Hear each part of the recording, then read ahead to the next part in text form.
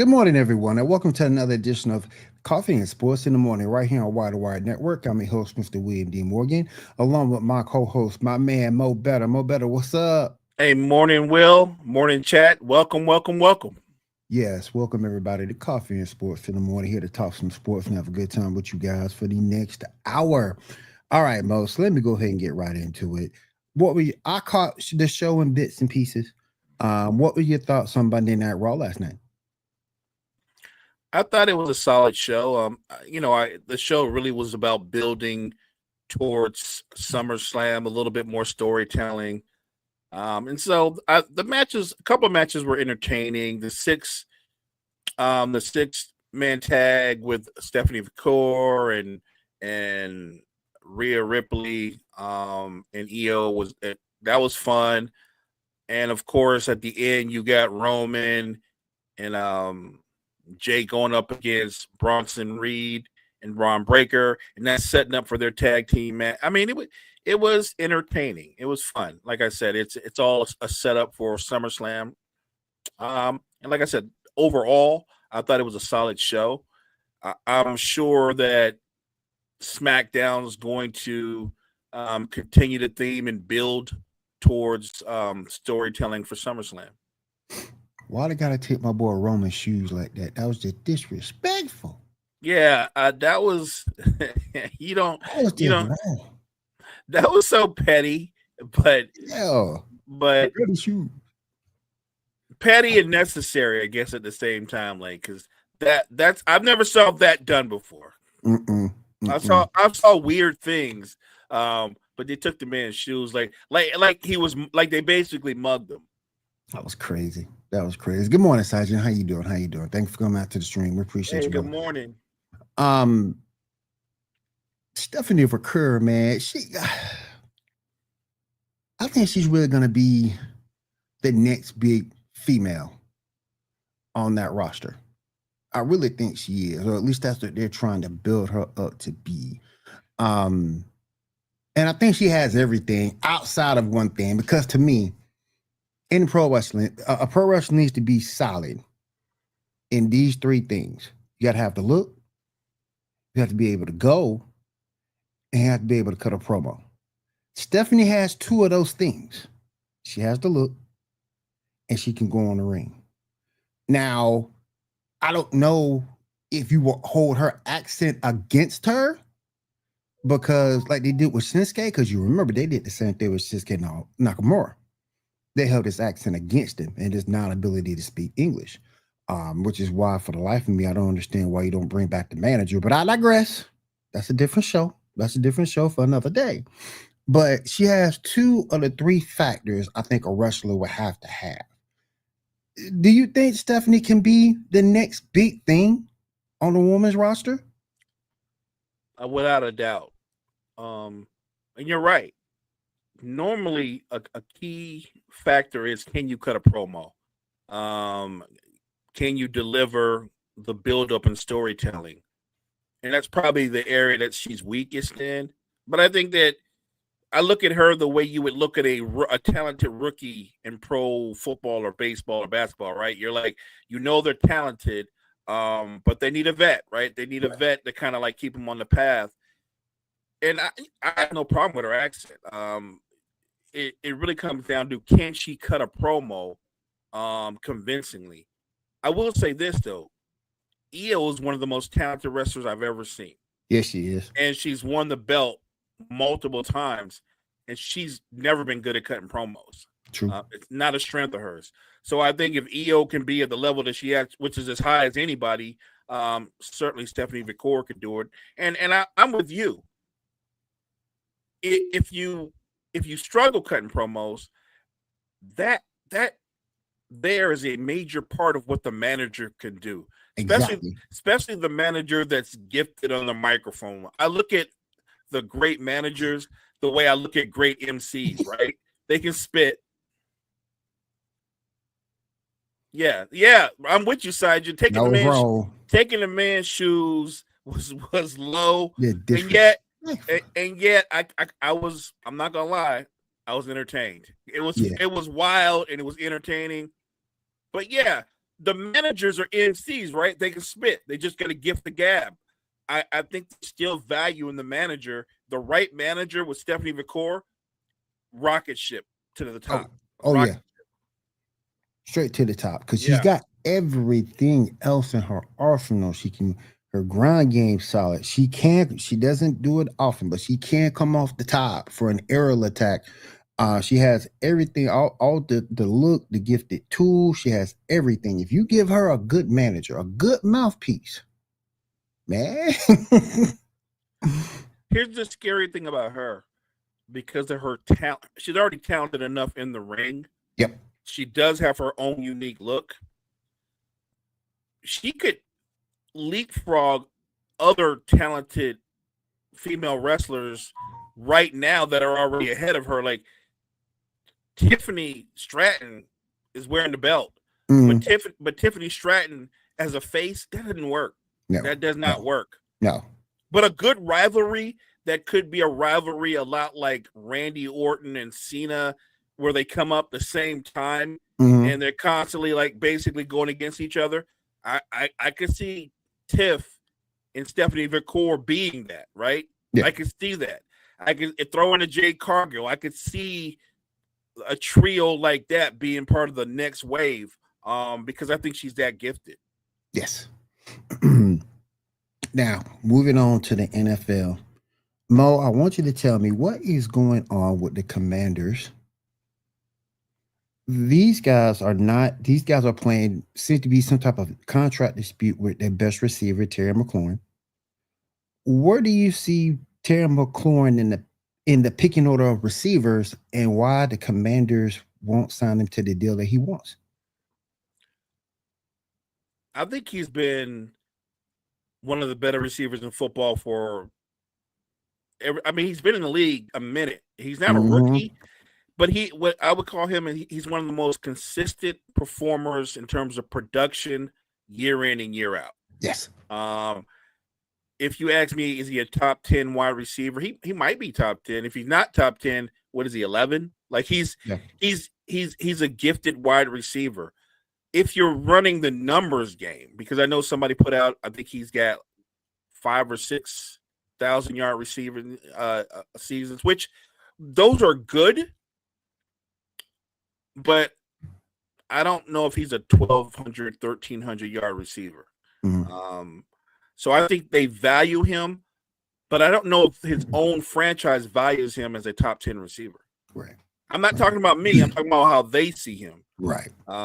They're looking at him like, yeah, I get you want to raise, but you're not really suggesting that you make CeeDee Lamb money, right? Because we don't think you're CeeDee Lamb. We don't.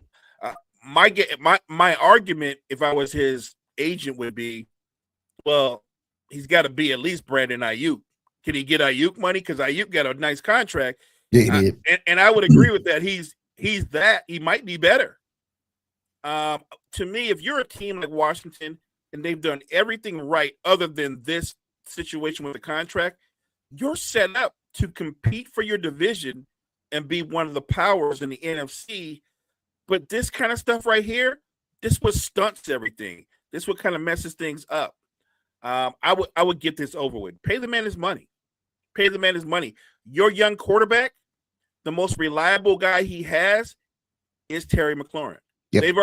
They've already got a chemistry. Don't mess up a good thing. If it's not broke, don't try to fix it. Don't overthink it. Don't mirror what Dallas does when it comes to dealing with contracts and stuff. Be better than that. This is supposed to be a new ownership group. Do something different from the previous group, because this thing about the contract, this feels more like the old regime. And I thought this was going to be a whole new thing. Right. They're set up to be one of the better teams in the NFC East, or the NFC period, Will. But what you don't want is this kind of lingering situation, because it gets into your locker room. Oh yeah. You do not want this to linger. And without Terry McLaurin, I don't know if that receiving core gets as much respect during game time. I mean, you got Noah Brown on the other side, but he's not exactly he's young and promising, but he's not exactly that guy, at least not yet. And you get Debo. And yep.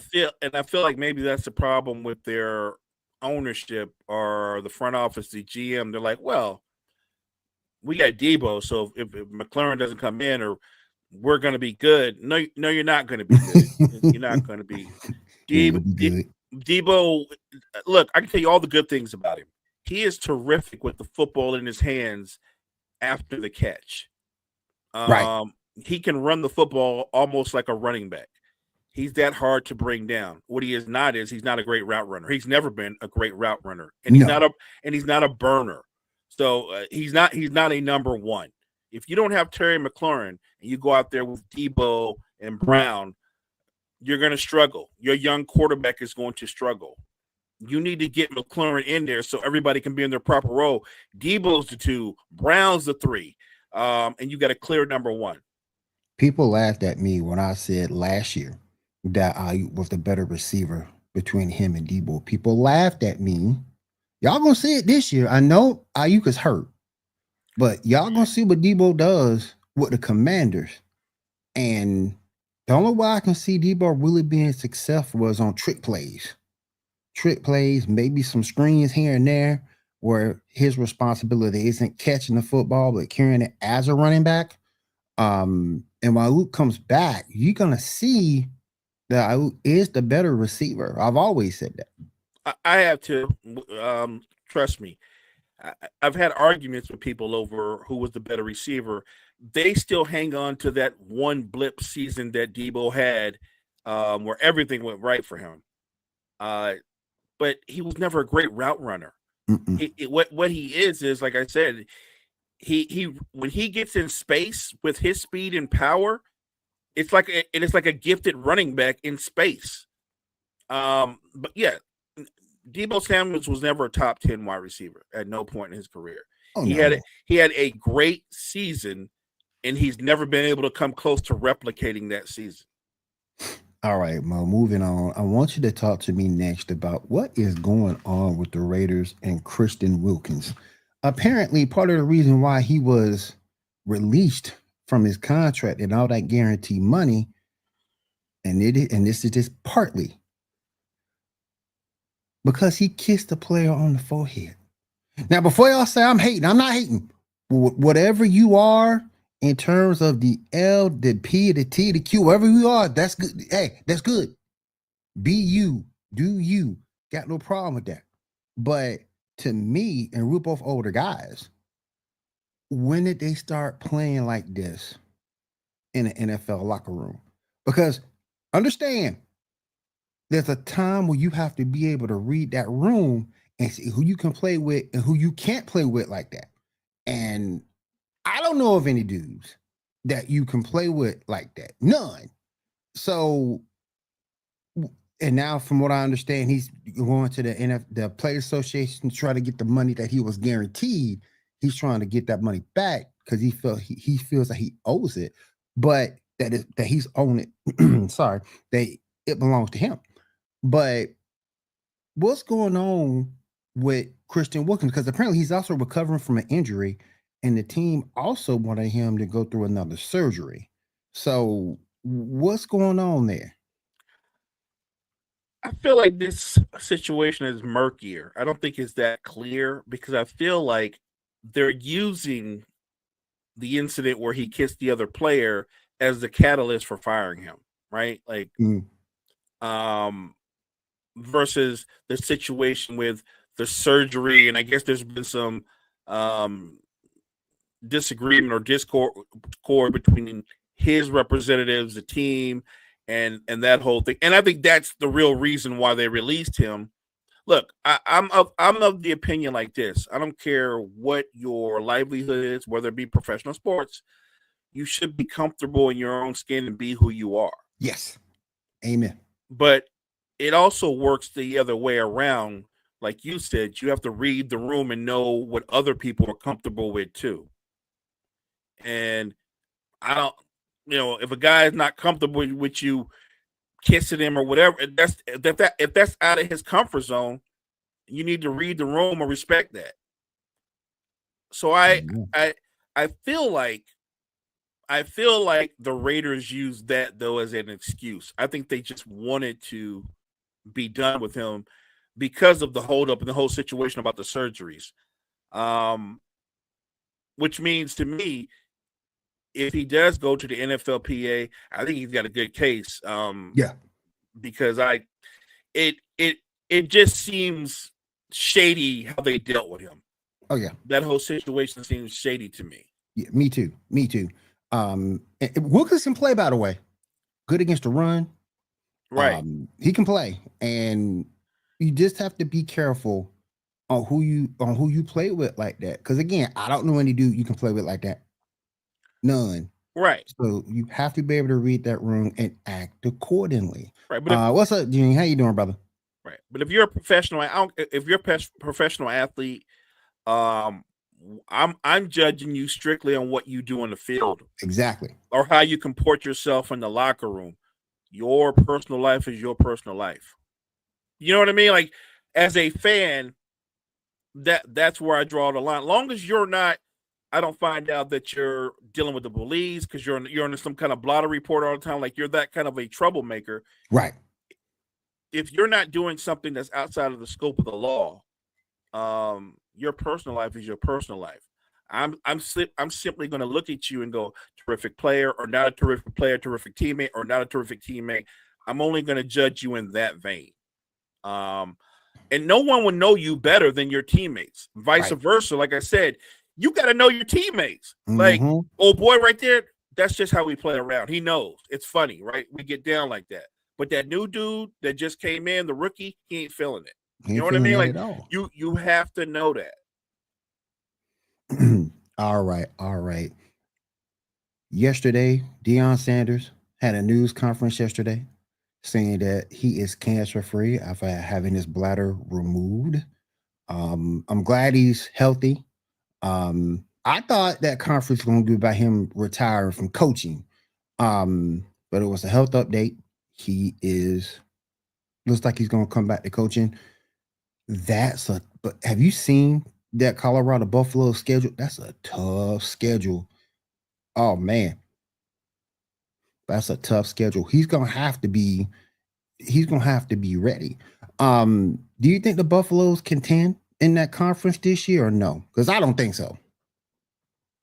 I think Coach Prime could get some Coach of the Year consideration if they have a better than 500 record.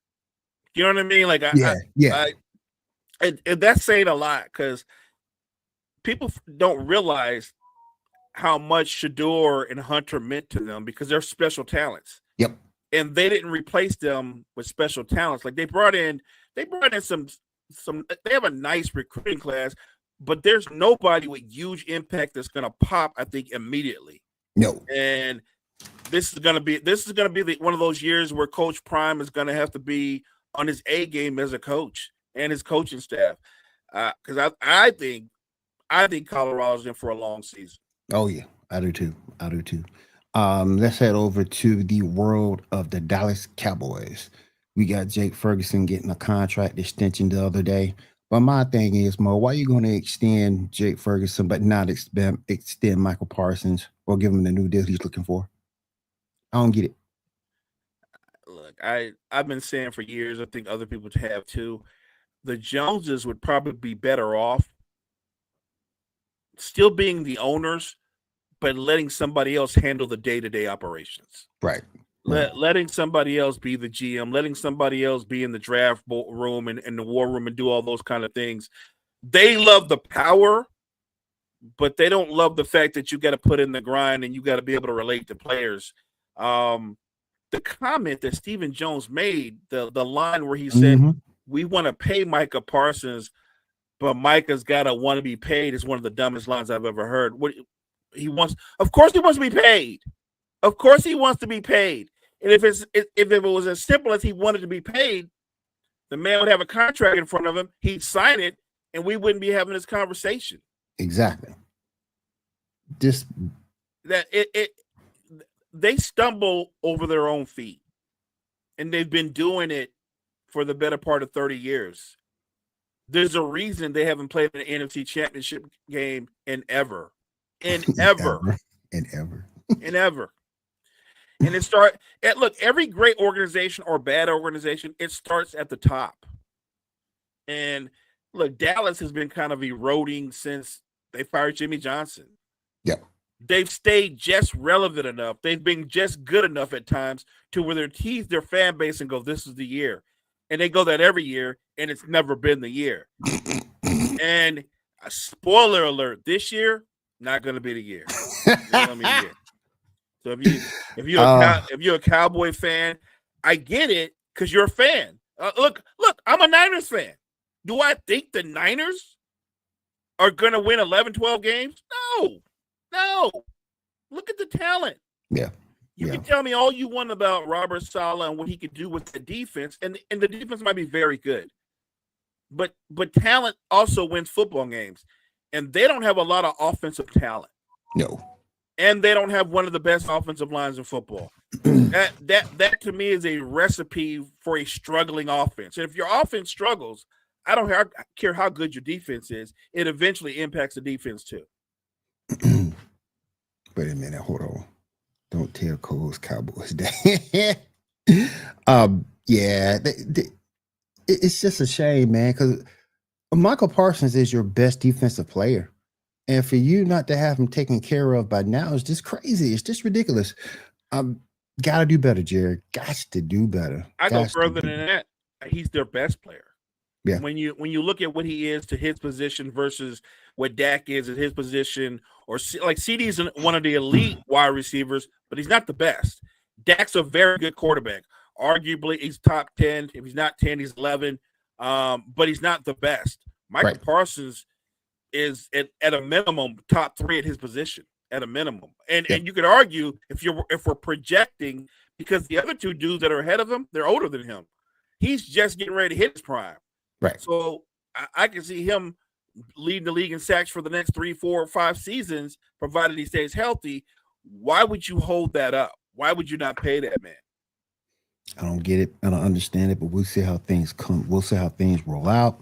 In the meanwhile, we got some noise down in Denver, Colorado. Courtland Sutton signs a new 4-year, $92 million extension with the Denver Broncos. Can the Broncos make some noise in that division? I think they can. I don't think it's a lock, but the potential is there. Look, talented young quarterback, head coach is known to be a quarterback whisperer, especially if he can work with a young quarterback and mold him, which I think is a strength of Sean Payton. So this works out well. I think that marriage will work. Courtland Sutton is actually one of the more underrated playmakers in football. He is, especially when you get him in the red zone. So I think he's going to have a big season. I think he's going to have a big season, and his chemistry, along with what they do defensively, if they can have at least a decent run game, because right now they're doing running back by committee. But if it works that way, I think Denver is a player in the West. Like that, when you look at the AFC West right now, we always start everything off with the Chiefs, but here come the Chargers, here come the Broncos. And while I don't think the Raiders are a playoff team, I think they're going to be coached well enough to where you're going to have to come in with your A game and not just assume you get a win. I think the Raiders, I agree with you on the Raiders. I think they can definitely play spoiler. Ashton Genty is going to come in there and do some things. I think they can definitely play spoiler. But with Evan Ingram in the mix for the Broncos, I kind of like what Denver can do. They got a good defense down there. They got some changes at running back. I believe R.G. Harvey will probably win that starting spot with Javonte going over to the Cowboys. But I think Denver might be able to cause a little bit of noise there. They might be able to cause a little bit of noise. Look, Evan Ingram gives them a vertical threat at the tight end spot. Which, by the way, again, if you know anything about Sean Payton, he likes tight ends that can get down the field. He does. That's a big part of what they utilize them well in his system. So Jimmy Graham. Yes, Jimmy Graham. Like I said, don't sleep on Denver. I still think the AFC North is like a war zone, but I think the AFC West is going to be just as good.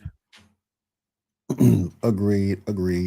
Next thing I want to get into, going to talk about probably the worst ran football team in the NFL, besides the Cowboys, that'd be the Cincinnati Bengals.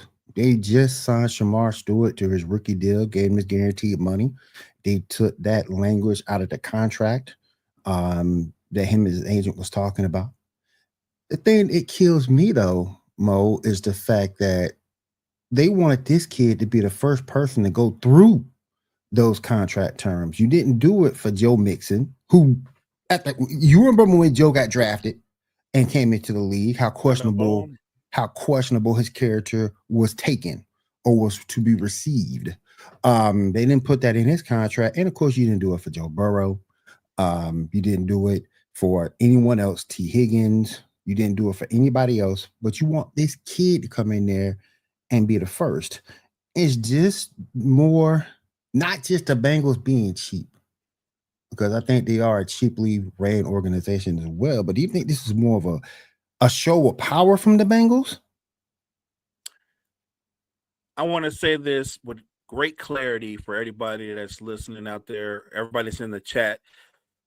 Honestly, I think this is a case of dumbassery.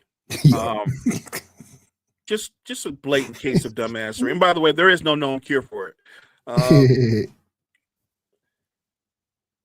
Relationships matter in sports, and I get where management has to play their role, the player has to play their role, but your first impression, your first dealings with somebody, that will stick with them. Mm-hmm. That will stick. It will stick with them throughout the relationship. And the way they've introduced themselves, Morning, Key. Hey, good morning, Key, and handled themselves with this young man, that impression that they've left on him, it is going to be marked on his. He will not forget this encounter of how they dealt with him, right? Right. And what if he turns into one of the elite players in football? That relationship will be even more contentious because of how they've treated him initially. Cincinnati is historically ran bad because they don't get the value of building relationships with your players. They got it right with Joe Burrow, right? Mm-hmm. But you and I could get it right with Joe Burrow. We're not professional GMs. That's just common sense. Franchise quarterback. What do you need? What do you want? I got you. Yep. They even went so far as to sign both receivers. Both receivers got their money. Mm-hmm. By the way, I'm not hating. I don't know if I would have went that route, but both receivers got their money. Team, you have to be willing to spend money. You alluded to the fact that Cincinnati has been financially thrifty over the years. Mm-hmm. I think there's a reason why Joe Burrow hasn't played in the AFC title game, and it's not because Joe Burrow doesn't have the talent or the toughness to lead a team to an AFC title game. It's because his front office has shortchanged in other areas. They don't want to put out the money. What's the line? Scared money don't make money. Right. And Cincinnati's ownership and management have been scared money for over 25 years or longer. You would like to think they could get it together. Mm-hmm.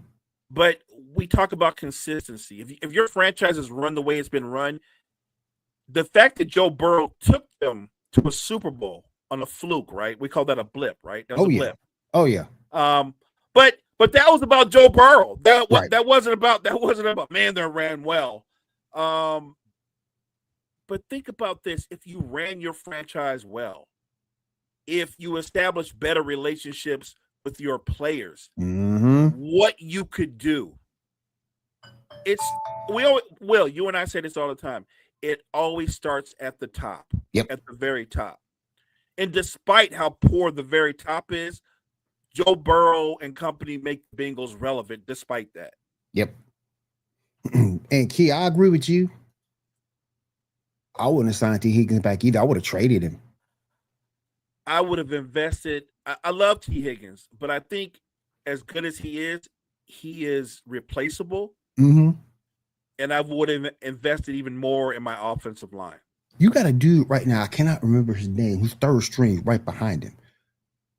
I would have gave him more playing time and traded that pick, get some help for that line, Joe Burrow needs to be protected. And that's what I would have done. Now, again, offensive line is shot. You hadn't even signed your top defensive player in Trey Hendrickson back as of yet. That's stupid. Up to he should take whatever we give him. No, you give him the going rate for his position. And remember, he's your best defensive player. I think what did Hendrickson go for? 15, 17 sacks or something of that, and something like that. Yep. What is your defense going to look like without him? Oh yeah. Oh, they got a guy. We don't have to double team him. So now, instead of putting up 40 against the Bengals, we'll probably drop 50 plus or whatever. Like, that's crazy. That I don't understand that. And by the way, I am a T. Higgins fan. Love T. But I try to imagine if I'm a GM and what I want my team to be and how I spend my money. I can't invest that kind of money. I get it in Jamar Chase. Mm-hmm. I do. And it's not that T. Higgins isn't, to me, a top level number 2, and he could be a number 1 maybe in some other places, but I can't pay that much money knowing all the holes that I have in other areas, starting with the offensive line. Right. He can come to the Saints right now being number 1.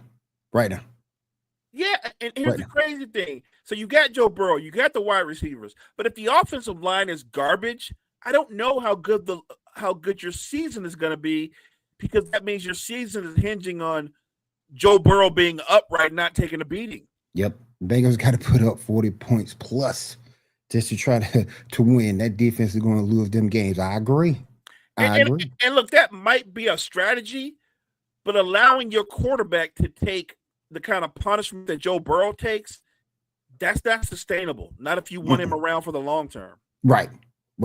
It's a terrible ran organization. Hopefully they do get that together.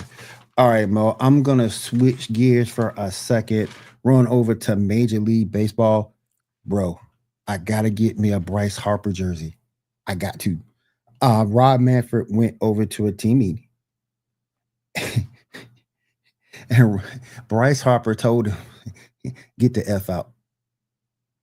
Did he really? He told him, get the F out. Bro, I got to get me a Bryce Harper jersey. Now, I'm a Mets fan.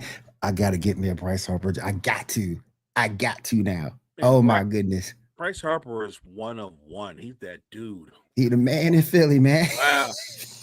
If you say that, you're the man everywhere you go. Yep. Well, he needs to go ahead and get that T-shirt that says he's him. Oh, yeah. Facts. That was hilarious. We tell Rob Manfred that all the time on the sports report when we in go FFL Rob Manfred. But and now we're gonna say the same thing for Billy Donovan. We'll get at him in a minute. But but I thought that was he's goated, man. And I got to get me a jersey and wear it on the air. I gotta get me a jersey now. Oh man, that was amazing.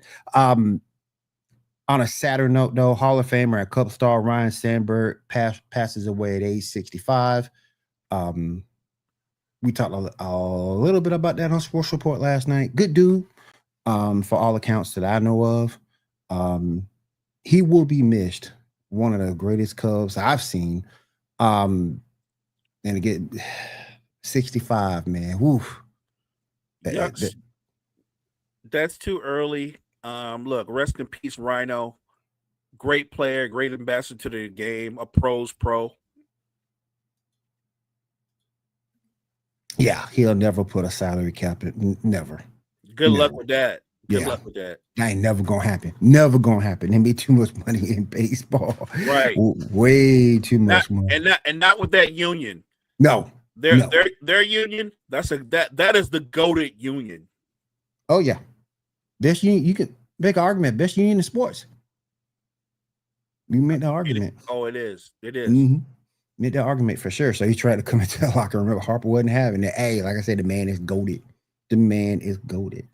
All right, let's roll over to embarrassing, man. That's embarrassing as heck. I'm just gonna imagine who you are. You're the commissioner. Come on, man. Yeah. Come on. Somebody Yeah, that's terrible. That's terrible, but he is goaded for it. Let's go over to the NBA real quick. Got some stuff here in the NBA. And Mo, you keep up with the NBA more than anyone I know.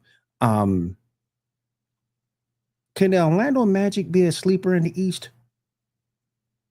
I don't think they'll be a sleeper. I think there's high expectations. I think the Magic, if they're not one of the top 4 teams in the East, they've had a disappointing season. Mm. The addition of Desmond Bain to go with those two bookend forwards, Mm-hmm. Banchero and Wagner. I think Orlando is going to be a top 4 team, and if they can get solid bench play, because that's going to be the key. Yep. They're going to be a scary team to watch. Remember, Paolo isn't even at the best version of himself, Will. Nope. Paolo's getting better. Franz is getting better. Like, they're both coming into themselves. Like, I don't even think Paolo's fully went into his man body. Like, I think he's actually going to get stronger and be more dominant in the post. He already can face you up and take you off the dribble, but yep. I think his post game is going to be much improved too. Look, if he becomes a more efficient shooter and starts using his strength more to get to the foul line, which I think he will, Orlando's going to be scary. I'm not sure Orlando doesn't overtake Cleveland, because a lot of people think Cleveland will be a top 2 team. Mm-hmm. I think Orlando might overtake Cleveland. Oh yeah, you're right about that, Key. I forgot that. We're gonna get into WNBA in a minute because our girl came back, Key. We talked about it yesterday. Our girl came back. We're gonna get into WNBA in a minute. But I forget how young Pablo still. I keep forgetting how young he is. That's what I mean. Like, he's nowhere near even hitting his prime, and he's already this impactful a player. Yep. You put him in Wagner, and now you add what they add with Desmond Bain. I think Bain's going to give you more leadership. He's going to give you toughness, and obviously he gives you a shooter and a playmaker. He can be a secondary playmaker. I like Orlando. Like, there's teams that you want to see on TV a lot. All of a sudden, I'm looking at Orlando and go, I want to see Orlando on TV more. Where would you put, since the East is a little bit weaker, where would you put Boston in the Eastern Conference? 6th, 7th? I think Boston is still going to be a playoff team. I do. I think they're going to be a playoff team. Not a contender, but good enough to make the playoffs. I think they do. I think they do make the playoffs. This is a year. Thank you, brother. Where Jaylen Brown, I could see Jaylen Brown having a year where he averages 27, 28 points a game. Oh yeah. A big offensive year for him. Some of the pieces that Brad Stevens let go and then replaced, those were good moves, and they're smart moves. The moves that Brad Stevens made in the offseason were all about the Celtics' future. Yep. So they were smart moves. I think they stay relevant enough to make the playoffs. I think they're good enough with what they still have remaining to make the playoffs. It's gonna be one heck of a season, particularly for the Eastern Conference, because it could go any way. It can go any way, truthfully. It's not as clear. The East is like the West. It's pretty clear the better teams in the West. The East is not clear because we don't say Philly's going to be one of the best teams in the East because we just assume Embiid and Paul George are going to get hurt, right? We just assume that, right? But what if they don't? Especially Embiid. What if Embiid is just he comes back and he's not at a superstar level, but say he's an all-star? Because I think Maxey is ascending. He's coming up. Yes. I think McCain is going to be nice. And then the young man they just got from Duke I think he's nice. The more I watch him play, the more I think I see another version of Dwayne Wade. Sixers going to be in a play-in. I think look, if they can keep the older players relatively healthy, they're gonna make the playoffs. They're gonna make the playoffs outright. Yeah. If they can keep them healthy, right? They're gonna make the playoffs outright. And Paul George can stay off the podcast. Other than that, I think that they can definitely make the playoffs with a healthy Embiid and a healthy Paul George. It's gonna be weird, man. Even the Hawks can be a contender this year. in the East as far as making the playoffs. No, I think they could. I think the Hawks could be, it's so wide open, right? There's a void, right? We know Indiana not going to be the same team. We know Boston won't be the same team, but I still think they'll be good enough. I don't know if the Pacers even make the playoffs this year. Yeah, that's going to be tough. A tall order. Because Halliburton gone for the year, yep. And you lost Miles Turner. Yep. Right? Yep. I don't know if they even make the playoffs. So there's a void and an opening there at the same time. Joel is going to be back on his terms. Yeah, and I've heard him say that. My thing is he's still a valuable player if he's healthy. Right. I just think they need to give the keys to Maxey in the younger core and make Embiid more of a compliment so he doesn't wear down so easy. Right. Pistons getting Ivy back. That's a good point too. Yes. Because what Ivy does is he gives Cade a running mate. Mm-hmm. Okay? They had everything but a running mate for Cade. A healthy Ivy gives Detroit a running mate. And we almost forget. Yeah, I think Orlando's going to be terrific, but Cade Cunningham with a healthy Ivy bringing back the core that they had, I think Detroit's a team to watch too. Oh yeah, yes. This is going to be definitely going to be interesting. Definitely. All right, let me go back to the NBA, going over to the Western Conference. Let me ask you this: are the Rockets the best team KD has ever played for, or would it be that Warriors team? It's the Warriors. I mean, I think the Rockets are a good basketball team, and depending on the continued development of the younger players that they have, they're definitely going to be a contender in the West. But the best team he ever played for is Golden State. There's no debating that. Remember, he went to a team that already been to the finals, a couple of finals. Yep. He went to the team that whooped his ass. So. Yeah, the Warriors are the best team he's ever played for. Look, I get it. You add him to the Houston team, and immediately people go, the Rockets should be the favorite in the West. No, the favorite in the West should be the defending champions. Yep. And I'm going to go with teams that I've seen do it versus teams that might do it. Right. I wouldn't put the Rockets ahead of the Nuggets because of what they did in the offseason. They addressed their weakness. They had no bench. Yep. Well, they addressed that. Yep. So they addressed, I thought, one of the bigger elephants in the room with Michael Porter Jr.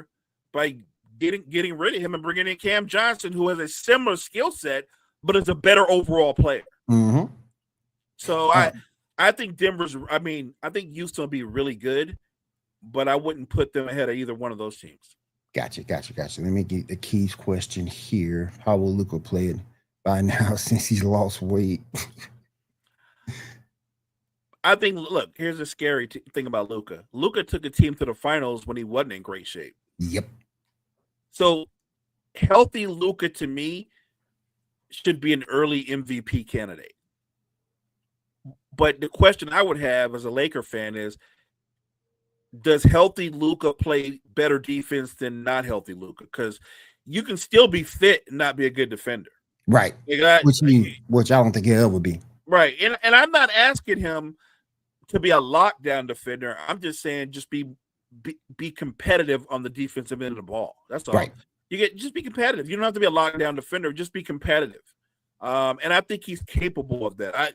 The fact that he embraced the idea of I need to get in better shape as I get older. And that's funny to say from a guy who just turned 27. Yeah. But so he's just going into his prime, but he recognizes as I get older, I need to be a better version of myself. Yeah, I think that's him saying, I'm ready to take over and be the face of the Lakers and lead the way. That's leadership. He was the one that recruited Marcus Smart. That's leadership. Yep. So I think Luka's ready to take over and be the face of the next version or iteration of the Lakers going forward. All right. Want to let you know something here. Kobe Bryant's sneakers have sold his first start sneakers, the sneakers he wore during his first start, was sold the other day, $240K. Good Good Lord, that's a lot of money. That's a lot of money, man. But I remember that kid. Mm. I remember watching that kid play. I'll never forget the playoff series versus the Jazz. Yep. Yep. Very good series. And they put him in, Del Harris puts him in late in the game. Mm. It's a 1-point game. And Kobe shoots not one, not two, but 3 air balls. Mm-hmm. And at the time, as I'm watching, I'm like, no, because I'm thinking, you don't go to him. You have Eddie shoot that or Nick Van Exel shoot that. Yep. But the fact that a kid who was 18 years old in that situation, in those moments, was not afraid to pull it. Not just once, but 3 times. Yep. And I remember Del Harris in the post game saying, "You got to," and he's telling you why because they're like, "Why did you, go to Bryant Kobe like multiple times and he airballed the previous student?" And Del Harris was like, "You don't understand. This kid can get his shot whenever he wants. He's the only guy on the team that can get his shot whenever he wants." Oh yeah. And I didn't at the time. Even then, I didn't disagree with anything Del Harris said. Del Harris saw something early that a lot of people didn't see. And so rookie Kobe, he didn't have as much success or put up the numbers that other rookies did coming in. But rookie Kobe gave you signs of what was to come. Now, I want to ask you about that team too, because I think Eddie Jones, criminally underrated. You're preaching to the choir. You could argue. So Kobe's second year, you could argue that Lakers team, when you talk about talented teams, it's one of the most talented teams that didn't win maybe in NBA history. Yep.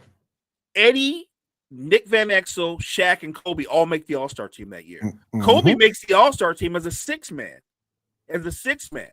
But that team also had Eldon Campbell. Yep. And Robert Horry and Peeler. I think they had Cedric Sabal. Like, it was a loaded team. Yep. Loaded team. Yep. And they go into the playoffs and they meet the Jazz, the old, slow, plodding Jazz. And all the Jazz do with 2 All-Stars is sweep them. Yep. They did. I'm just telling you, I witnessed it. If you're a Lakers fan, that series was slow torture because every game came down to the fourth quarter, and every fourth quarter the Jazz just out execute. They literally just out-thought them, out-executed the Lakers. Yep. And that goes to show you, as much as athleticism and talent play a role in basketball, if you're not fundamentally sound, if your guys aren't mentally tough like that, you can still lose. Like, think about that team. It's John Stockton and Karl Malone and a bunch of dudes. Yep. Versus the 4 guys I named and a better bench, and they swept them. I don't remember. Was Hornacek on that Jazz team then? Yes.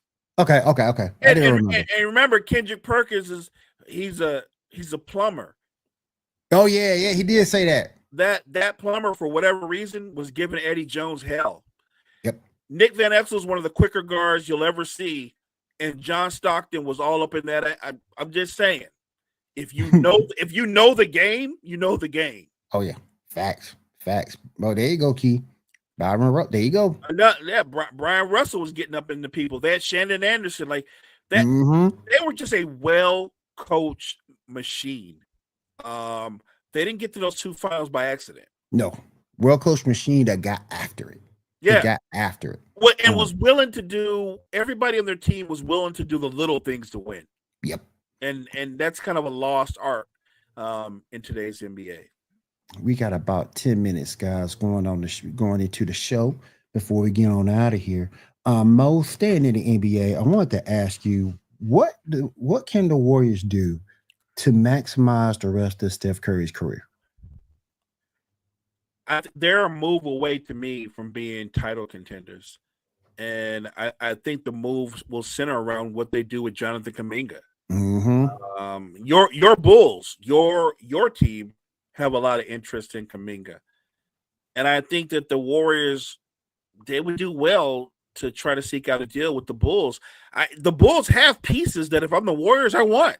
Mm-hmm. The Warriors are a team, if you watch them play historically, they're all about body and ball movement. Yep. Well, nobody moves the ball as well as Josh Giddey. I think Josh Giddey is a perfect fit for the Golden State Warriors, and he gives them some young blood. I think He what is does. Josh Giddey? 23? 23, 24. Yeah. Yeah. Needed young talent, super high basketball IQ, and can do everything. Jack of all trades. He's a perfect fit for the Warriors. So I think a move like that would help them. Now, if you're asking me, do I think they can pull off a splash move like bring in another? I don't know about a star. Yeah. Maybe another veteran player. Like maybe if the Pelicans buy out CJ, I can see that. What if Portland? What if Portland buys out Drew Holiday? I like Drew Holiday on the Warriors. Yeah. Ooh, okay. I can kind of get with that. Bulls can take pods.